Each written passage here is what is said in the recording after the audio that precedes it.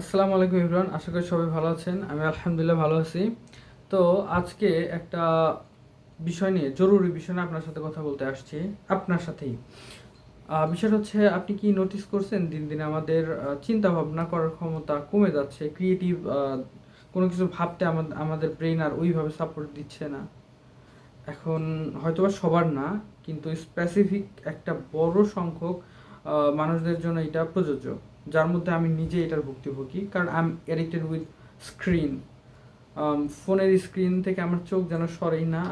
আমি totally addicted with social media. এখন আপনাদেরকে ফার্স্টে একটু বলে নিই যে আমি কীভাবে আমার প্রবলেম আইডেন্টিফাই করলাম। ফার্স্টে আমি আমার প্রবলেম আইডেন্টিফাই করছি এইভাবে যে আমি যখন যে কোনো কিছু পড়তে যাই, আমি 5 মিনিটও পড়তে পারি না, অনেস্টলি বলতে। ফোকাস দিয়ে আমি হচ্ছে যদি কোনো একটা লেকচার ভিডিও দেখতে যাই, আমি হয়তো বা কিছুক্ষণ দেখবো, দেখার পর অন্য অন্য কোনো ভিডিওতে চলে যাব, যে এখানে দেখা যাচ্ছে যে মানে ভোরে ভোরে মজা, ডোপামিন ডোপামিন খরচ হয়, এরকম কিছু দেখতে চলে যাব। এটার আলটিমেট রেজাল্ট হচ্ছে আমি যখন হচ্ছে শেষ করতে পারি না, আমার সিলেবাস জমে যায়। পাহাড় সমান সিলেবাস হয়ে যায়, অথচ আমার কোনো টেনশনই নাই। আমি ফেসবুক ইউটিউব এগুলো দেখে বেড়াচ্ছি। তো এই হচ্ছে আমি এইভাবে আইডেন্টিফাই করলাম। এখন আমি কি এটার সলিউশন খোঁজার ট্রাই করিনি? সত্য বলতে আমি এতটাই অ্যাডিক্টেড যে এটার যে সলিউশন হয় এটাও আমি খোঁজার ট্রাই করিনি। তো এখন হঠাৎ করেই আমার সামনে একটা ভিডিও আসে। ভিডিওটার ডাক্তার শাওনের, ওনার ইউটিউব চ্যানেলের নামই ডাক্তার শাওন। আমি ভিডিওটা হচ্ছে অ্যাটাচ করে দিব কমেন্ট বক্সে। তো উনি চমৎকার 5টা সলিউশন দিছে, এবং সলিউশনগুলো এতটাই জোস, আমার কাছে মনে হয়েছে এক্স্যাক্টলি রিলেটেবল। ওনার কথা অনুযায়ী উনি যেভাবে বলছে আর কি, আমি আপনাদেরকে বলি। ফার্স্ট অফ অল উনি আলোচনা করছে হচ্ছে রিডিং বুকস নিয়ে। রিডিং বুকসের ব্যাপারটা কি, ধরেন হচ্ছে আমরা যখন কোনো কিছু ভাবি তখন কিন্তু আমরা একটা অন্য দুনিয়ায় চলে যাই, আমাদের ব্রেন কিন্তু ওইটা নিয়ে ভাবতে থাকে, ওইটা নিয়ে কল্পনা করে, তাই না? তো রিডিং বুকসকে উনি ফার্স্ট প্রায়োরিটি দিছে, কারণ এটা করলে একটা ব্রেনের এক্সারসাইজ হয়ে যাবে, কারণ ব্রেন তখন একটা কিছু নিয়ে ব্যস্ত থাকবে, ওইটা নিয়ে ভাবতে থাকবে। ওকে। সেকেন্ড যে বিষয়টা উনি আলোচনা করছে রাইটিং। তো সিমিলার ওয়েতে যখন আপনি কোনো কিছু লিখতে যাবেন, লেখার টাইম আপনি নোটিস করবেন যে হচ্ছে আপনার ব্রেন ওইটা নিয়ে চিন্তা করতেছে। তখন একটা আলটিমেটলি একটা ব্রেনের এক্সারসাইজ হয়ে যাবে, এবং আপনি যখন এটা সবচেয়ে বড় বেনিফিট হচ্ছে, আপনি যখন কোনো কিছু নিয়ে ভাববেন আর সেটা লিখবেন, একে তো ব্রেনের এক্সারসাইজ হচ্ছে, দ্বিতীয়ত আপনি যেই ব্যাপারটা নিয়ে লিখতেছেন ওইটা কিন্তু আপনার কি বলবো, ব্রেনে তো সেভ হয়ে থাকছেই, এবং আপনি দেখছেন যে যদি কোনো প্রবলেম নিয়ে লিখেন, তাহলে কিন্তু আলটিমেটলি তার একটা বিকল্প সলিউশন পেয়ে যাবেন। সেকেন্ড, থার্ড যে বিষয়টা লিখছেন উনি, ক্রিটিক্যাল থিঙ্কিং বিষয়টা এরকম যে আপনি ধরুন একা একা হাঁটতে গেলেন 30 মিনিট আধা ঘন্টা, তো আপনি নিজের সাথে নিজে কথা বলছেন। এতে করে কি হচ্ছে, আপনার ব্রেনের কার্যক্ষমতা আলটিমেটলি বেড়ে যাচ্ছে। এবং উনি একটা জিনিস ইম্পর্টেন্ট তথ্য দিচ্ছে এই জায়গায়, যে ডাক্তার শাওন উনি একটা ইম্পর্টেন্ট তথ্য দিচ্ছে, আর সেটা হলো সময়ের সাথে সাথে মানুষ কিন্তু অ্যালজাইমারের শিকার হয়, মানুষ ভুলে যায়, বা কারো কারো ডিমেনশিয়া হয়। প্রাথমিক পর্যায়ে আমাদের হয়তো শুধু ভুলে যাওয়াটাই থাকে, কিন্তু আমরা যদি হয়তোবা লক্ষ্য করি, তাহলে এই সমাজের একটা বড় অংশের মানুষ যারা এখন হয়তোবা 60+ বা 70+ বয়সে পৌঁছাইছে, তাদের ডিমেনশিয়া আক্রান্ত। তো আমরা যদি এরকম একা একা হাঁটি আর নিজের সাথে নিজে কথা বলে নিজে নিজে চিন্তা করি, তখন কিন্তু এটার 50% চান্সেস কমে যায় যে বৃদ্ধ বয়সে ডিমেনশিয়া হবে। সো এটা একটা সলিউশন। অ্যান্ড ফোর্থ যে বিষয়টা, ফোন কাছে না রাখা।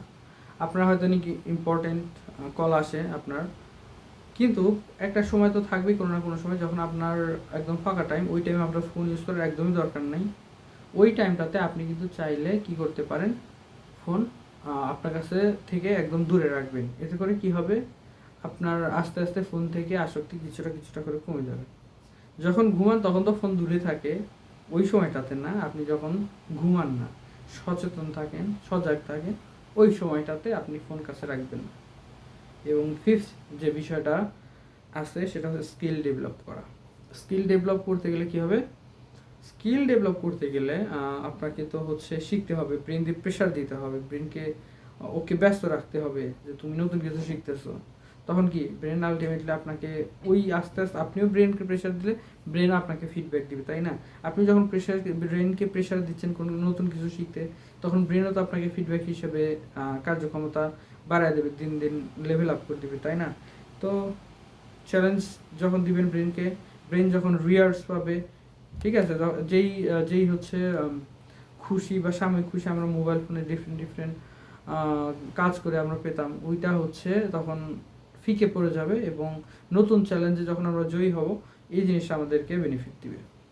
চ্যালেঞ্জ যে জিনিসটা, ব্রেনকে চ্যালেঞ্জড করা, এটা হচ্ছে ফিফথ বিষয়। ওকে, সো এটা হচ্ছে 5টা বিষয় গেল, এটা হচ্ছে ডাক্তার শাওনের। এবার আসি আমি 2টা সলিউশন আমি নিজে থেকে দিব আপনাদেরকে। সেটা হচ্ছে ফোনে 2টা অ্যাপস রাখবেন। ফার্স্ট এডটা আমি বলে স্ক্রিনশট দিয়ে আপনি হচ্ছে দিয়ে দিব, ওটার নাম স্ক্রিনজেন। এই অ্যাপসটা যদি আপনি হচ্ছে ইউজ করেন, সেক্ষেত্রে আপনার কী হবে জানেন?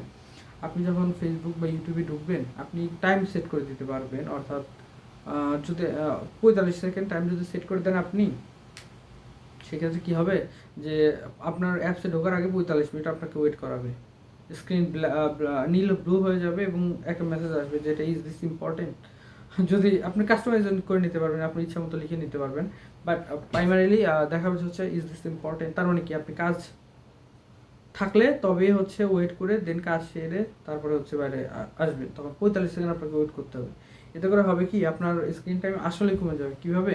কারণ আপনার যদি কাজ না থাকে, আপনি যদি শুধু শুধু ওই ফেসবুকে টাইম কাটাতে যেতে চান, তখন আপনাকে ওই লেখা আসবে সামনে, চোখে পড়বে যে এটা কি ইম্পর্টেন্ট কিনা, দেন হচ্ছে আপনাকে ওয়েট করাবে। আপনার যদি কাজ না থাকে, আপনার ব্রেন ওই পর্যন্ত থাকতেই দিবে না, ও বলবে তাড়াতাড়ি বের হও ভাই, অন্য জায়গায় যাও। তো এইরকম যেসব অপ্রয়োজন আপনি যেসব অ্যাপ ইউজ করেন, ওই সব অ্যাপে হচ্ছে আপনি টাইমার সেট করে দিতে পারবেন, ওইটার নাম স্ক্রিনজেন। সেকেন্ড আর একটা অ্যাপস নিয়ে আমি কথা বলবো, অ্যাপসটার নাম ভুলে গেছি আমি, দিয়ে দিব আর কি। তো আচ্ছা, অ্যাপসটার নাম ব্লকইট।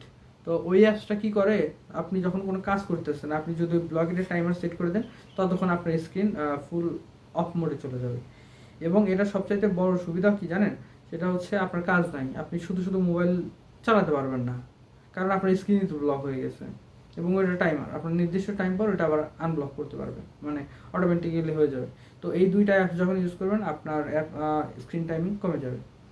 বাট প্রবলেম হচ্ছে, আমি যদি আগে থেকেই জানি, তাহলে আমি নিজে কেন অ্যাপ্লাই করে এই জিনিসটা কমাইতে পারলাম না।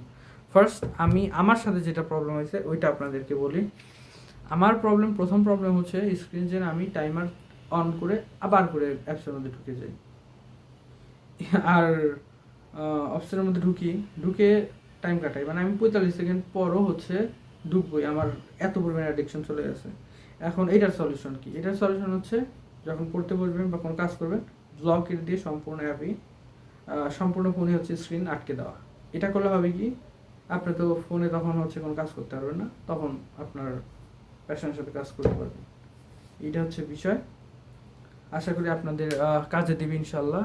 আর অবশ্যই আমি তো অন্য একজনের ভিডিও থেকে আলোচনা করলাম, আপনি চাইলে আপনি নিজে হচ্ছে এইটা আলোচনা আপনি দেখতে পারেন পুরো ভিডিওটা, আমি ওটার লিঙ্ক দিয়ে দিব। আমি সাজেস্ট করবো ওনার প্রাইমারি ভিডিও হিসেবে ওনারটাই দেখেন।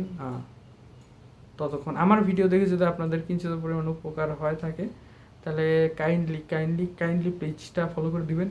আর একটা বিষয় হচ্ছে, আমার জন্য দোয়া করবেন।